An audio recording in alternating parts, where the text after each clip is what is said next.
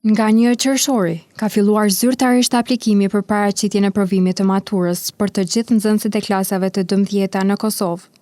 Ministria e Arsimit dhe Shkencës ka bërë të ditur se aplikimi do të vazhdojë të jetë i hapur deri me 12 qershor. Për të tretin vit radhësi, maturantët nuk kanë nevojë të plotësojnë formular fizik nëpër shkolla. I gjithë aplikimi po zhvillohet në mënyrë digjitale nëpërmjet platformës shtetërore e-Kosova, duke lehtësuar kështu procedurat për nxënësit. Testi i maturës të vitit të përmbajë 4 lëndë, 3 prej tyre të detyrueshme për të gjithë: gjuhë shqipe, matematikë dhe gjuhë angleze, ndërsa lëndën e 4 nxënësit e zgjedhin vetë sipas drejtimit të shkollës. Afati i parë i provimit do të mbahet me 20 qershor. Për ata që nuk e kalojnë ose humbin këtë afat, mundësia e dytë do të jetë në afatin e gushtit me 29 gusht.